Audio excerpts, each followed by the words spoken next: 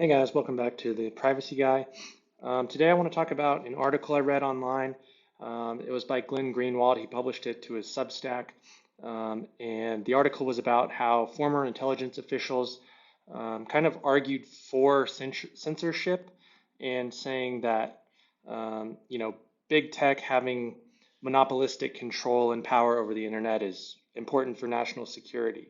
Um, and we've seen this a lot before where governments or other, groups that are in control use um, events or tragedies or whatever, like 9/11, or, like the Russian-Ukraine conflict, using those kind of events to, um, argue for their increased power, increased control over information and their ability to collect it. And basically, what Glenn Greenwald covered was that um, certain intelligence officials said that Russia was a perfect example of um, why companies like Facebook, Google, and Amazon are, really powerful for advancing U.S. foreign policy.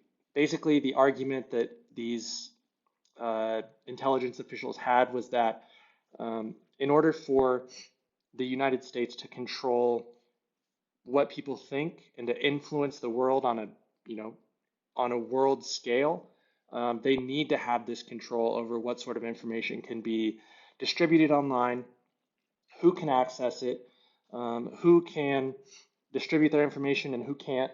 They need all that power to, um, if not control discourse within the country, at least control, um, foreign spread of information. So if there are Facebook users in Russia or Facebook users in, um, other countries around the world, if these platforms give up their ability to censor that information or control, certain conversations, then the U.S. loses its power to influence these countries around the world.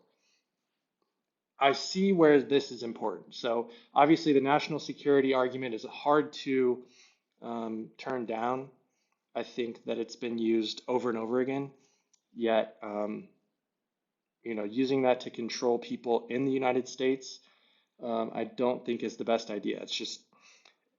We've seen it before with 9/11. That happened in 2001, and 20 plus years later, we still have um, widespread government surveillance of people on the internet, and it's used to say that we're fighting terror organizations or extremism, but they're still doing it 20 years later. So, kind of allowing the government and these tech organizations to work together to gain one, more power, but then also to gain information about both the people in the United States and around the world.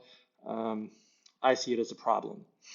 Um, we've seen that the NSA has teamed up with Google, which makes sense because if the NSA's goal is to collect as much information as possible, Google has the same goal, just with different outcomes in mind. So Google wants to collect as much information as possible so that it can market to people, serve very specifically targeted ads, whereas the NSA wants to collecting as much information about people so that they can, monitor for security threats or, um, sort of stomp out extremism in cases where it might threaten people's safety.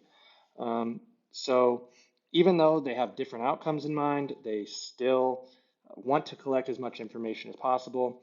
And as long as we give the government this ability to, um, or at least give the government the okay to continue to just, look the other way when it comes to Google, Facebook, Amazon collecting all this information about people, we're basically just feeding into both government power and tech companies' power. So just something to think about. I'll link to Glenn Greenwald's Substack post in the description of this video. But yeah, that's just kind of something I wanted to talk about. So thanks for tuning in and stay tuned for more videos soon.